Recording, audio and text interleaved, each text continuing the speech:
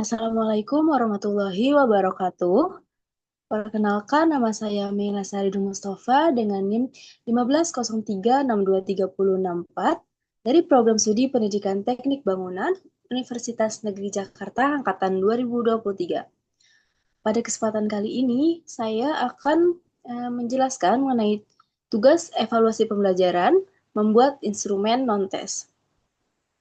Dengan dosen pengampu, Dr. Yan Arthur, SPD, MPD.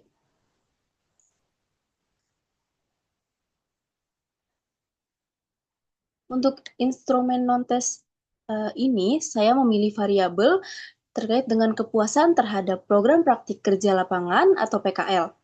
Praktik kerja lapangan sendiri merupakan salah satu program unggulan Sekolah Menengah Kejuruan atau SMK. Pada program tersebut, siswa dipersiapkan untuk dapat merasakan langsung dunia kerja. Praktek kerja lapangan sendiri merupakan proses pembelajaran yang dilakukan dengan metode praktek di sebuah industri, akan tetapi tetap diawasi dan dibimbing oleh pihak sekolah. Kepuasan terhadap program PKL ini akan menggambarkan sejauh mana siswa merasa puas terhadap pelaksanaan praktik kerja lapangan yang telah mereka jalani. Variabel ini mencakup berbagai aspek mulai dari tujuan PKL, persiapan sebelum PKL, kesesuaian dengan kompetensi keahlian yang siswa pelajari di sekolah. Selanjutnya ada proses pelaksanaan PKL. Yang selanjutnya ada bimbingan. Bimbingan tersebut dari pihak sekolah dan bimbingan dari pihak industri. Yang selanjutnya ada manfaat yang dirasakan setelah siswa selesai mengikuti kegiatan PKL. Selanjutnya, definisi konseptual. Kepuasan terhadap program PKL ini merupakan suatu keadaan psikologi siswa yang menggambarkan perasaan bahagia, puas, ataupun tidak puas terhadap pelaksanaan kegiatan program PKL ini. Definisi ini merujuk pada konsep kepuasan sebagai penilaian pribadi terhadap pengalaman yang dilalui serta disesuaikan dengan konteks pendidikan vokasional terutama di SMK. Untuk yang selanjutnya ada definisi operasional. Untuk definisi operasional di sini diukur melalui non-tes berupa angket atau kuesioner skala Likert yang disusun berdasarkan indikator-indikator sebagai berikut. Yang pertama ada tujuan PKL seperti yang sudah saya sebutkan sebelumnya. Yang kedua ada persiapan PKL. Untuk yang ketiga ada kesesuaian dengan kompetensi keahlian yang diampu siswa di sekolah. Yang selanjutnya ada bimbingan pada saat PKL, baik dari pihak sekolah ataupun dari pihak industrinya. Untuk yang kelima ada proses pelaksanaan PKL. Untuk yang keenam adalah manfaat PKL yang dirasakan oleh siswa. Jenis instrumen yang digunakan adalah angka tertutup skala Likert poin 1 sampai 5 poin. Dengan pilihan untuk positif angka 1 poin 1 untuk kategori sangat tidak setuju, untuk poin 2 tidak setuju, poin 3 netral, poin 4 setuju, dan poin 5 adalah sangat setuju. Untuk kutub negatif atau pertanyaan negatif, poin-poinnya dimulai dari 5, di mana 5 itu adalah sangat tidak setuju, 4 itu tidak setuju, 3 netral, 2 setuju, 1 setengah setuju. Instrumen ini berbentuk pernyataan atau pertanyaan positif dan negatif untuk memudahkan interpretasi data dan perhitungan skor total per dimensi. Selanjutnya ada kisi-kisi. Untuk nomor 1, dimensinya ada tujuan PKL. Indikatornya dibagi menjadi 2. Yang pertama ada siswa memahami tujuan utama dari PKL. Untuk yang kedua ada kesesuaian pelaksanaan dengan tujuan PKL.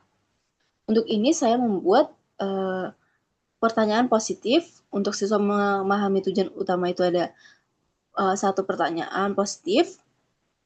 Untuk yang satu lagi indikator kesesuaian pelaksanaan dengan tujuan PKL, saya juga membuat pertanyaan positif.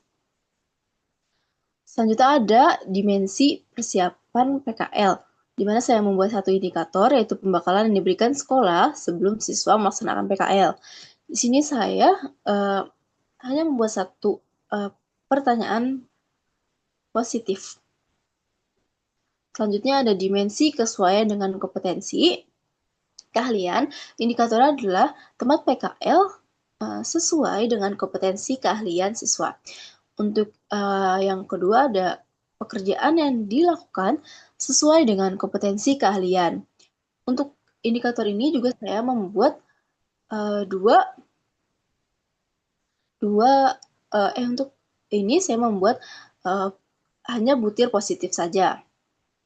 Untuk yang selanjutnya ada dimensi bimbingan pada saat pelaksanaan PKL. Untuk di sini saya membuat dua indikator. Yang pertama ada monitoring oleh pembimbing di sekolah. Ini merupakan hanya ada satu pertanyaan positif. Yang selanjutnya ada bimbingan dari pembimbing industri, di mana saya membuat dua butir pertanyaan. Yang pertama untuk butir pertanyaan yang positif, yang kedua ada butir pertanyaan negatif.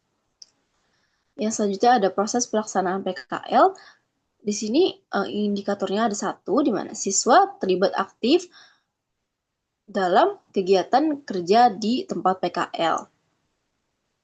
Di sini saya hanya membuat satu butir pertanyaan positif. Untuk yang selanjutnya ada dimensi, yaitu manfaat PKL. Saya membuat dua indikator. Yang pertama ada peningkatan kesiapan kerja dan peningkatan kepercayaan diri untuk bekerja.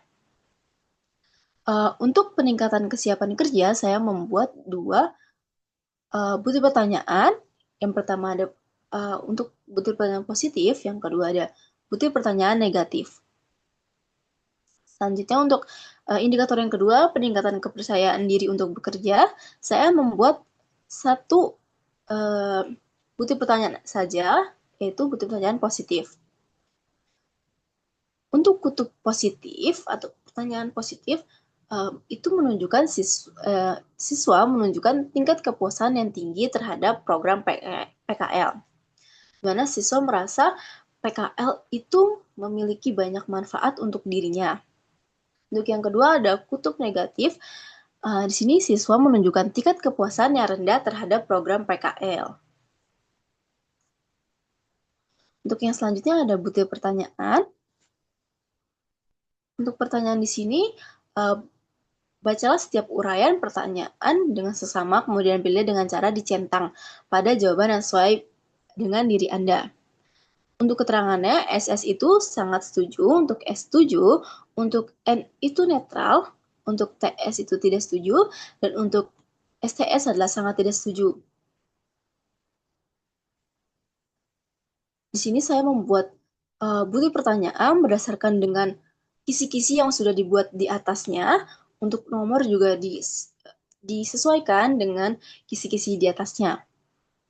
Untuk butir pertanyaan yang pertama, tadi itu mengenai dengan tujuan. Untuk pertanyaan pertama itu adalah, saya memahami bahwa tujuan PKL adalah untuk mempersiapkan diri untuk dunia kerja. Untuk pertanyaan yang kedua, kegiatan PKL sesuai dengan tujuan yang disampaikan oleh pihak sekolah. Untuk pertanyaan yang ketiga, sekolah memberikan pembekalan yang memadai sebelum saya mengikuti PKL. Ini merupakan butir positif. Masih butir positif sampai nomor 3. Selanjutnya, saya merasa tempat PKL saya sesuai dengan kompetensi yang dipelajari di sekolah. Ini merupakan butir positif juga seperti yang ada di kisi-kisi. Untuk yang kelima, jenis pekerjaan yang saya lakukan selama PKL sesuai dengan jurusan atau kompetensi keahlian saya. Untuk pertanyaan yang keenam, pembimbing dan sekolah rutin melakukan monitoring selama saya PKL. Ini juga merupakan butir pertanyaan positif. Untuk yang ketujuh, pembimbing industri memberikan arahan yang membantu saya memahami tugas dengan lebih baik. Ini merupakan pertanyaan kutub positif juga.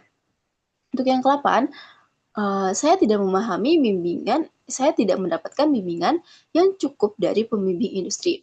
Untuk pertanyaan yang ini masuk ke dalam butir negatif sesuai dengan sesuai dengan indikator atau kisi-kisi yang ada di atas ini, di mana bimbingan dari pembimbing industri itu saya membuat 2, ada positif dan negatif. Nomor 8 ini adalah negatif. Untuk yang ke-9, saya selalu diberi kesempatan dalam kegiatan kerja selama PKL. Ini masuk ke dalam indikator proses pelaksanaan PKL. Untuk yang ke-10, saya merasa lebih siap menghadapi dunia kerja setelah mengikuti PKL. Ini juga pertanyaan positif seperti di atasnya. Untuk 11, PKL tidak meningkatkan kesiapan saya dalam menghadapi dunia kerja. Untuk ini itu masuk ke dalam indikator kesiapan bekerja. Kesiapan bekerja. Dimensinya adalah manfaat dari PKL. Dan butir pertanyaan nomor 11 ini masuk ke dalam butir pertanyaan negatif sesuai dengan kisi-kisi di atas. Untuk nomor 12, PKL membuat saya lebih percaya diri untuk memasuki dunia kerja. Ini merupakan pertanyaan butir positif dan dia masuk ke dalam indikator peningkatan kepercayaan diri untuk bekerja.